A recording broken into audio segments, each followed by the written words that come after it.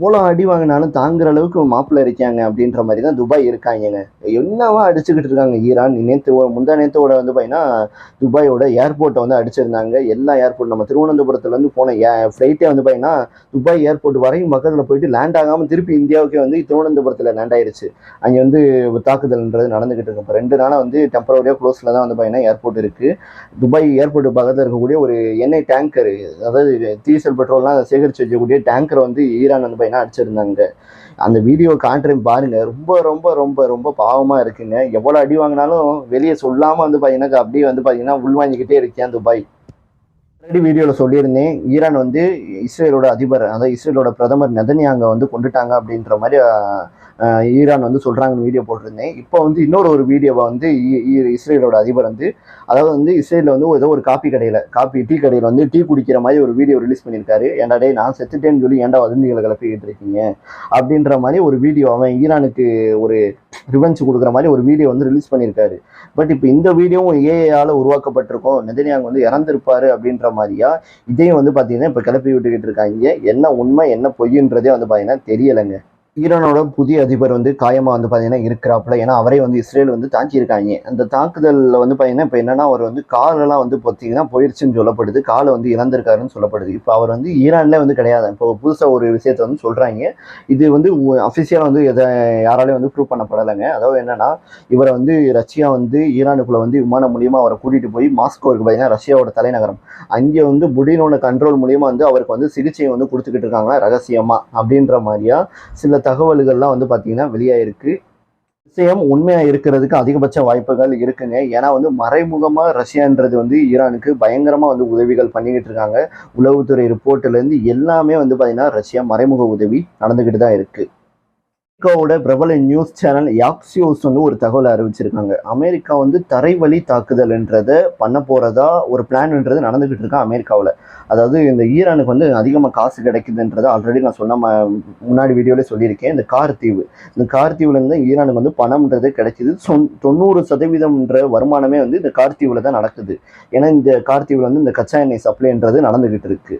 இப்போ இந்த ஒரு தீவை வந்து பார்த்தீங்கன்னா அமெரிக்கா கண்ட்ரோலுக்கு கொண்டுட்டு வந்துட்டாங்கன்னா ஈரான் அவ்வளோதான் முடிஞ்சு. ஈரானால எந்திரிச்சே வர முடியாது. ஈரான் நாடே வந்து க்ளோஸ் ஆயிரும்.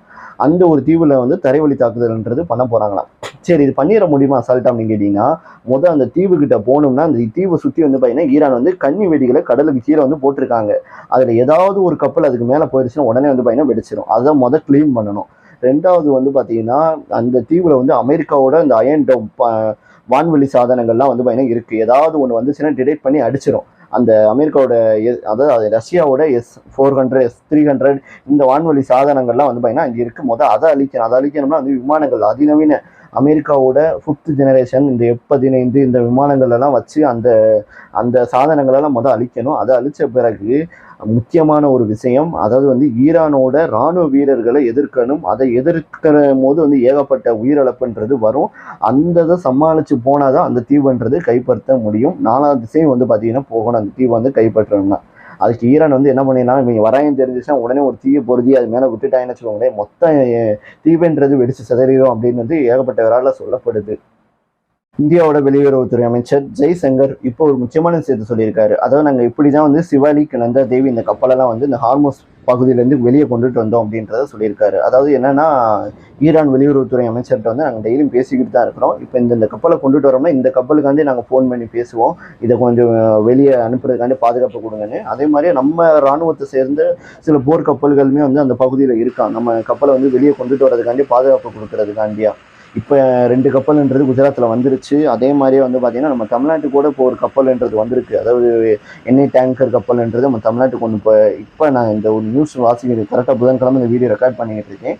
இப்போ அந்த கப்பல்ன்றது நம்ம தமிழ்நாட்டுக்கு வந்திருக்கோம். மிடில் இருக்கக்கூடிய, அதாவது மத்திய கிழக்கு நாடுகளில் இருக்கக்கூடிய தமிழர்களாக இருக்கட்டும் இந்தியர்களாக இருக்கட்டும் கை காலை வச்சுக்கிட்டு சும்மா இருக்கணுங்க. அதாவது வந்து கிட்டத்தட்ட 19 இந்தியர்கள் உட்பட 35 பேர் வந்து துபாய் வந்து பார்த்தீங்கன்னா தூக்கி உள்ளே போட்டிருக்காங்க. ஏன் அப்படின்னு கேட்டிங்கன்னா துபாயில் வந்து அவன் நாட்டில் நடக்கிற கேவலமான, அதாவது வந்து இப்போ ஈரான் வந்து அடிச்சுக்கிட்டு இருக்காங்கன்னா துபாயை, அதெல்லாம் வந்து வீடியோ எடுத்து இன்டர்நெட்டில் அப்லோடு பண்ணாலும் இல்லை வதந்திகளை பரப்புனாலும் வந்து பார்த்தீங்கன்னா தூக்கி உள்ளே போடுறாங்க ஒரு ஆள். ஏன்னா அவனுக்கு அந்த துபாய் நாடை பொறுத்தளவே வந்து பார்த்தீங்கன்னா அவன் இந்த சுற்றுலாத்தலம் இதை வச்சு தான் வந்து பொழப்பு ஓட்டிக்கிட்டு இருக்காங்க. ஏன்னா பாதுகாப்பு பாதுகாப்பு நாடுன்னு சொல்லிட்டு அதை கெடுக்கிற விதமாக வந்து இந்த மாதிரி வீடியோக்கள், தாக்குதல் வீடியோக்கள் எல்லாம் எடுத்து நீங்கள் இன்டர்நெட்டில் போட்டிங்கன்னா உங்களை தூக்கி உள்ளே வச்சிருவாங்க. 1 வருஷம் ஜெயிலில் கிடக்க வேண்டியது இருக்கும். இப்போ அந்த ஒரு விஷயத்த துபாய்ன்றது பண்ணிக்கிட்டு இருக்கு. ஞாபகம் வச்சுக்கோங்க இந்த வீடியோ பார்க்குறவங்க. இதில் வந்து பிரான்ஸு, ஜப்பானு, சைனா, ஆஸ்திரேலியா இந்த நாடுகள்லாம் வந்து பார்த்தீங்கன்னா உதவிக்கு வந்து டொனால்ட் ட்ரம்ப் வந்து கூப்பிட்டுருந்தாரு. இல்லைப்பா தம்பி, இல்லை மாப்பிள்ள, நாங்களாம் வரல, நீனே பார்த்துக்கோ அந்த ஒரு விஷயத்தை. அதாவது வந்து இவங்களோட போர் கப்பலெல்லாம் வந்து ஹார்முஸ் அந்த பகுதிக்கு அனுப்பிச்சி விடுங்க, நம்ம தான் அந்த பகுதியை ஓப்பன் பண்ணணும், ஈரான் கண்ட்ரோல்ல இருந்து நம்ம கண்ட்ரோல் கொண்டுட்டு வரணும் வந்து அமெரிக்கா டொனால்ட் ட்ரம்ப் வந்து உதவி கேட்டிருந்தாரு, கெஞ்சி இருந்தாப்புல. ஆனால் முடியாதுன்ட்டாங்க நேட்டோ நாடுகள். அதாவது அமெரிக்காவுக்கு ஒன்றுனா நேட்டோ நாடுகள் தான் வருவாங்க சண்டைக்கு. அந்த நாடுகள்கிட்ட ஏன்னா ஒப்பந்தமே போட்டிருக்குங்க, நேட்டோ நாடுகளுக்கு எதுனா ஒன்றுனா அமெரிக்கா போகணும், அமெரிக்காவுக்கு எதுனா நேட்டோ நாடுகள் வரணும். ஆனால் இப்போ நேட்டோ நாடுகளுமே வந்து வர முடியாதுன்றுச்சு. இந்த ஒரு சண்டைக்கு நாங்கள் வரல, கிளம்புன்ட்டாங்க. இப்போ பாவம் தனியாக வந்து பார்த்தீங்கன்னா அமெரிக்கா நின்றுக்கிட்டு இருக்கு. இப்போ அமெரிக்காவில் டொனால்ட் ட்ரம்ப்புக்கு எதிராக வந்து சில விஷயங்கள் ஊடகங்களே வந்து பார்த்தீங்கன்னா இப்போ தேவையில்லாத ஆணியை வந்து டொனால்ட் ட்ரம்ப் அங்கே போய் பிடுங்கிக்கிட்டு இருக்காரு அப்படின்ற மாதிரியா சில தகவல்கள்லாம் வந்து தெரியுது. அதாவது அமெரிக்காவில் எதிர்ப்புகள் இப்போ கிளம்பி இருக்குன்றது நல்லாவே வந்து பார்த்தீங்கன்னா தெரியுது.